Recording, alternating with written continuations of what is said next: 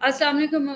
Chill pill with उरूज के एक और एपिसोड में हम आप सबको खुशामदीद कहेंगे और हमारे साथ मौजूद हैं हमेशा की तरह मलिक महबूब, मशहूर अमेरिकन एस्ट्रोलॉजर। और मलिक साहब का जो तारुफ है वो तो मैं कहती हूँ कि किसी तारुफ का मोहताज ही नहीं है। आप उनको बहुत सारे बड़े पॉपुलर व्लॉगर्स के साथ देखते हैं और उनकी प्रेडिक्शंस जो हैं अभी तक जो मैं देख रही हूँ वो पूरी होती नज़र आ रही हैं। जैसा इनकी प्रेडिक्शंस में था कि पीटीआई की ट्रांसफॉर्मेशन जो है वो चल रही है, उसमें मज़ीद सख्तियाँ आएंगी और वो मज़ीद सख्तियाँ हम देख भी रहे हैं। तो मलिक साहब, सबसे पहले तो आपको प्रोग्राम में खुश आमदेद। My pleasure. कैसी हैं अरूज आप? जी जी, मैं बिल्कुल ठीक हूँ। मलिक साहब, हम लगी लिपटी के बगैर हम इस चीज़ के ऊपर आएंगे कि आपने बात की थी। आपने कहा था कि पीटीआई के ऊपर ट्रांसफॉर्मेशन का वक्त जो है वो चल रहा है और आइंदा आने वाले दिनों में उसके ऊपर सख्तियाँ बढ़ जाएंगी। तो अभी अगर आपने सुना हो, देखा हो, तो खान साहब के दो भांजे अलीमा खानम के दो बेटे जो हैं वो गिरफ्तार हो चुके हैं। एक को आज गिरफ्तार किया गया और एक को कल किया गया। तो यूँ लग रहा है कि जो खान की फैमिली है उसके ऊपर ज़्यादा सख्तियाँ हैं और पार्टी जो है वो अभी तक हुकूमत के मज़े ले रही है। ऐसा ही नज़र आ रहा है। जी, इसलिए ले रही है क्योंकि पार्टी चाहती नहीं है कि खान साहब बाहर आए और वो इस लेवरेज को एंजॉय कर रहे हैं। ये बातें मैं आपको एक साल से बताते आ रहा हूँ। वो अलग बात है कि अभी लोगों के सामने जरा खुल के आना शुरू हुआ है। जी, और ये चीजें बढ़ती हुई आपको सिर्फ एक ही वजह से नजर आ रही हैं, क्योंकि सैटर्न रेट्रोग्रेड है। सैटर्न रेट्रोग्रेड होता है तो नॉर्मली ऐसे लोगों के साथ ज्यादा ही ट्रांसफॉर्मेशन का अमल सख्त हो जाता है, जो विकेट के जी, दोनों जी। साइड खेल रहे होते हैं नॉर्मली। और विकेट के दोनों साइड, अब आप बोलेंगे कि खान साहब के भांजे तो विकेट के दोनों साइड नहीं खेल रहे थे। जी बिल्कुल ऐसे ही है, खान साहब के भांजे नहीं खेल रहे थे। लेकिन प्रॉब्लम यह है कि जो पीटीआई की क्यादत है, अपर लोग हैं, वो इस लेवल पे खेल रहे हैं कि अल्टीमेटली जो चोर है वो नहीं पकड़ा जाएगा, जो ईमानदार है उसके साथ ही मसले मसाइल बढ़ेंगे।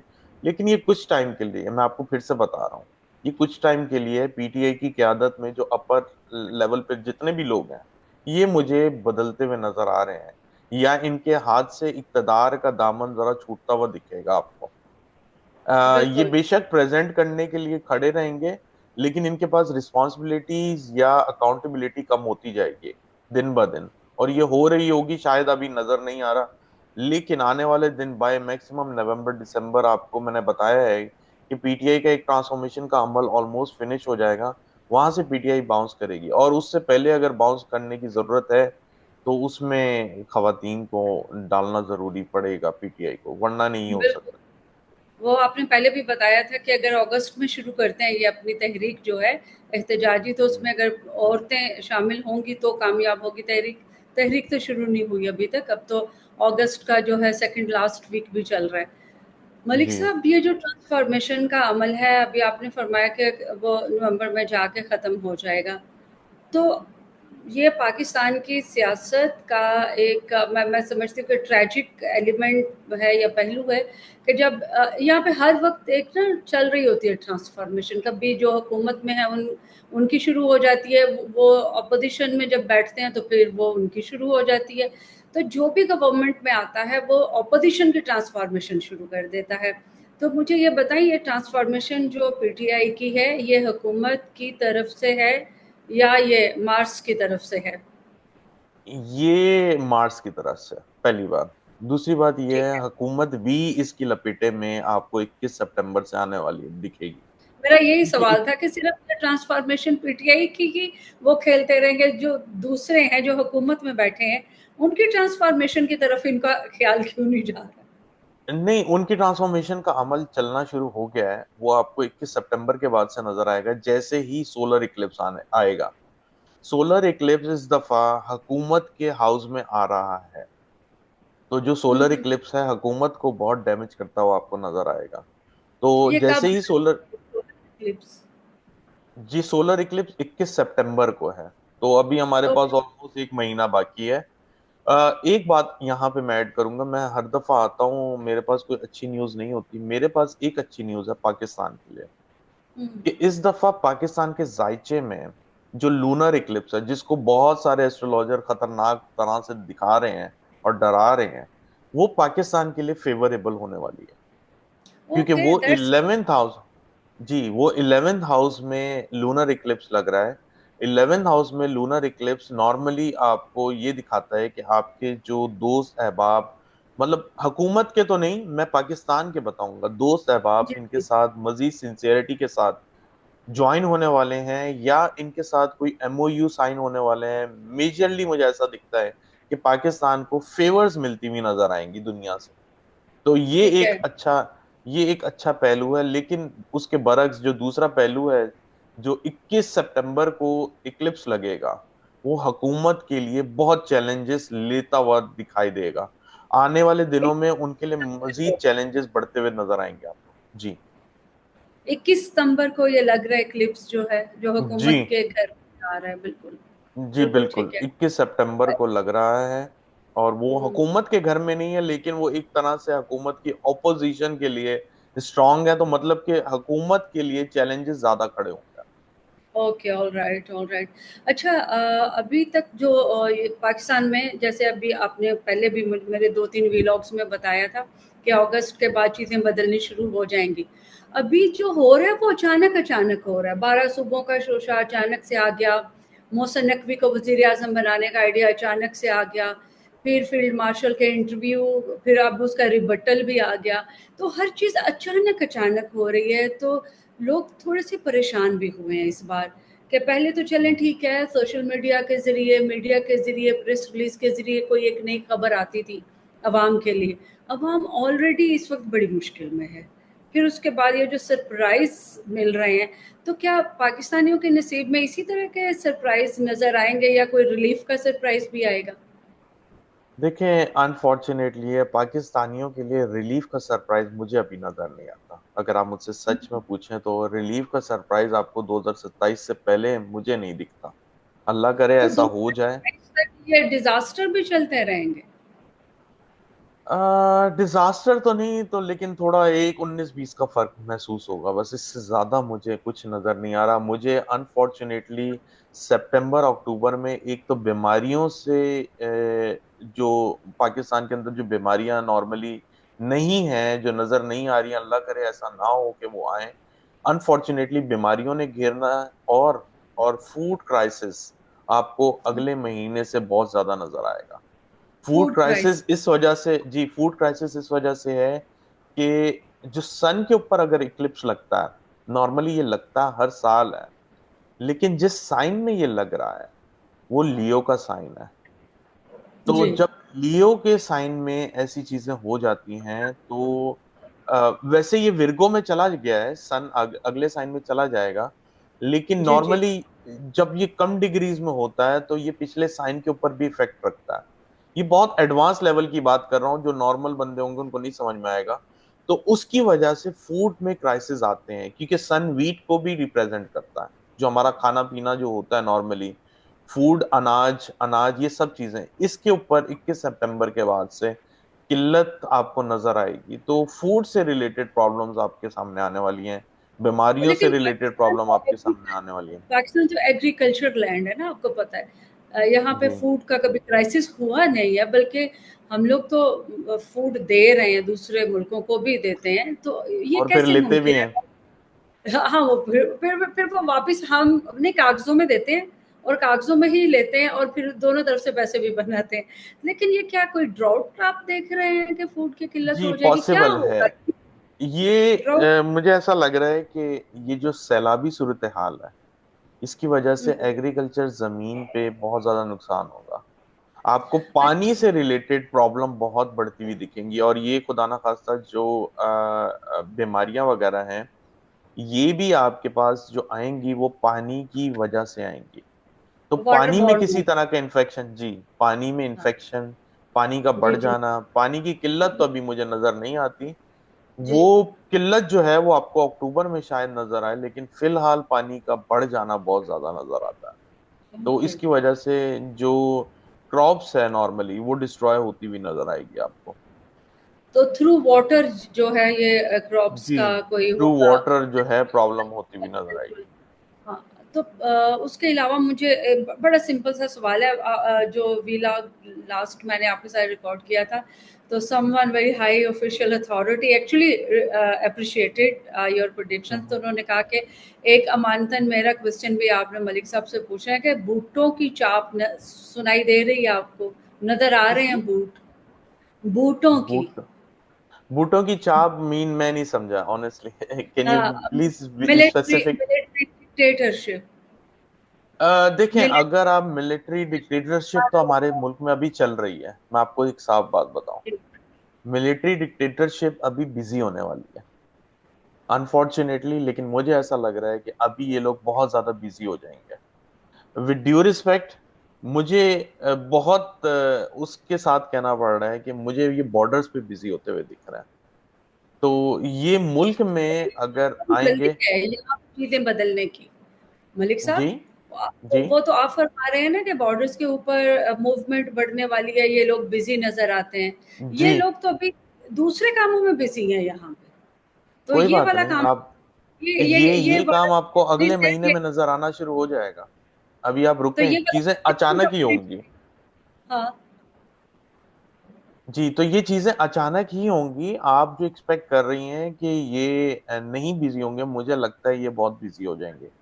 क्योंकि ओके। जो दूसरी तरफ इंडिया है वो एक तरह से बहुत जख्मी हालत में बैठा हुआ है, और उसने मरहम रखने के लिए पाकिस्तान को ही मोहरा बनाना है।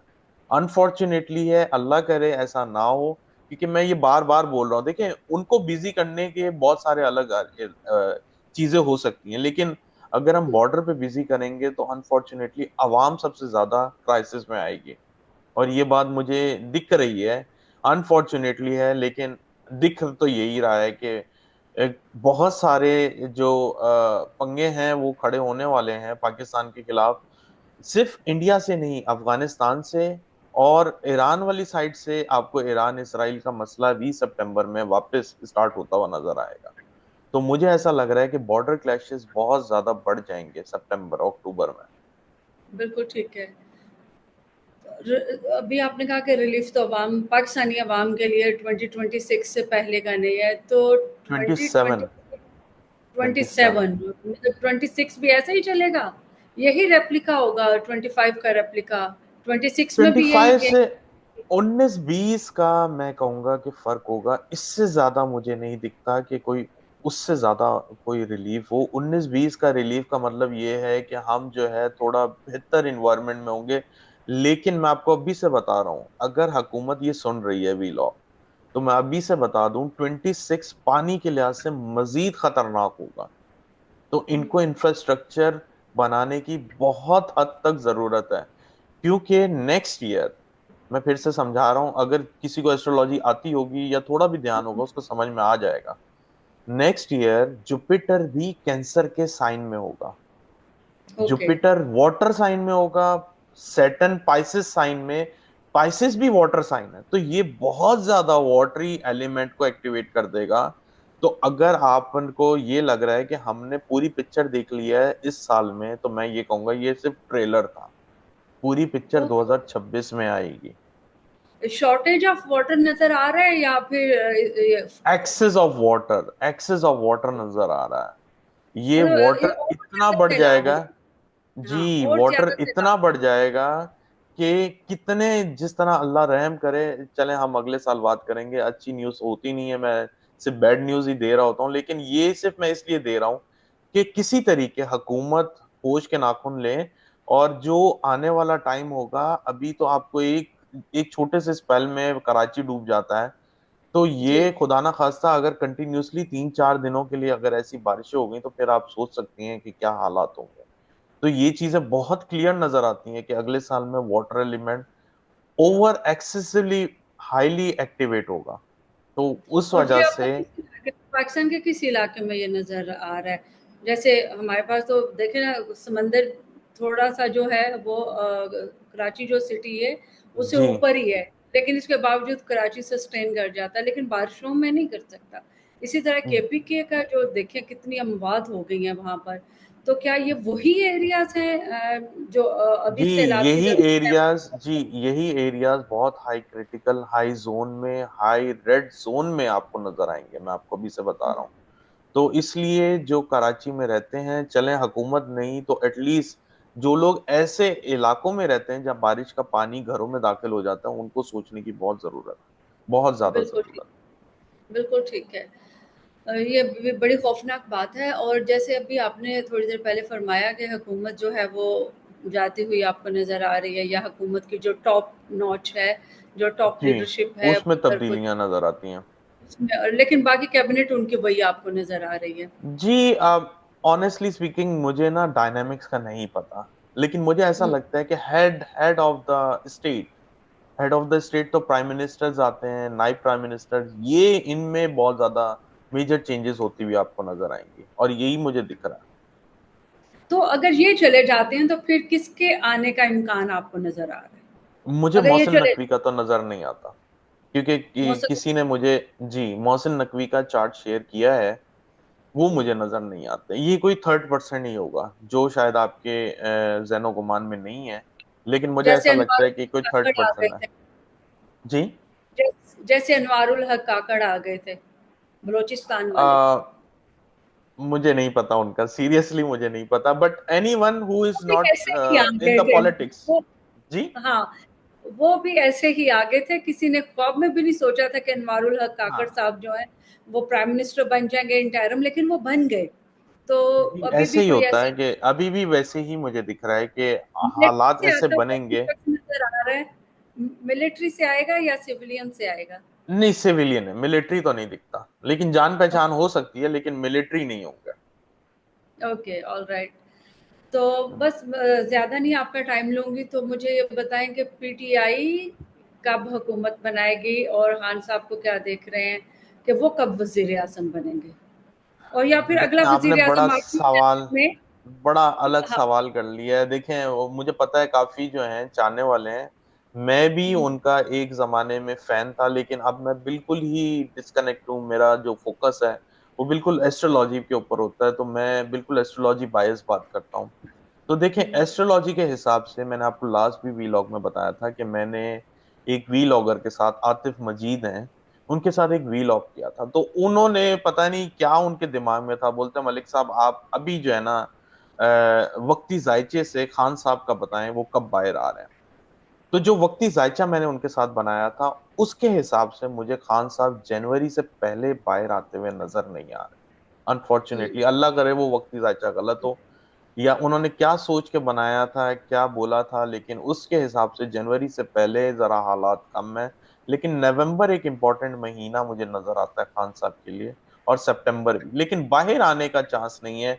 इसमें कुछ इम्प्रूवमेंट आएगी, बट अनफॉर्चुनेटली पीटीआई के वजह से इनके ऊपर और बोझ आता हुआ दिखेगा। जैसे मेरे ख्याल से कल ही कुछ केसेस अनाउंस हुए हैं, मुझे बता रहे थे एक साहब। लेकिन मैं, जी, तो मैं यही कहूंगा कि अभी तो खान साहब बाहर नहीं आएंगे। अभी खान साहब रिलीफ जरूर मिलेगा, और जहां तक पीटीआई का ताल्लुक रहा, पीटीआई नेक्स्ट ईयर ही बाउंस करती हुई आपको नजर आएगी। लेकिन हुकूमत बनाती है, अभी नज़र नहीं आएगी। एक वन लास्ट अभी नहीं है। क्वेश्चन, किसी ने मुझे किसी एक और एस्ट्रोलॉजर का मैं वो सुन रही थी व्लॉग, तो वो बता रहे थे कि नवंबर में हालात कुछ इस तरह के हो जाएँगे कि शायद इलेक्शन हो जाए। वो कहती है कि मुझे इलेक्शन नज़र भी नहीं, आ रही है। नहीं, मुझे इलेक्शन नहीं नजर आते अभी, तो इलेक्शन नहीं हुकूमत होते हुए किसकी नजर फिर आएंगे। चलती नज़र आ रही है आपको? हुकूमत, वही बात है, मुझे डायनामिक्स नहीं पता, लेकिन मुझे ऐसा लगता है कि हेड्स में तब्दीली होना, वो कैसे होती है, आई हैव नो आइडिया।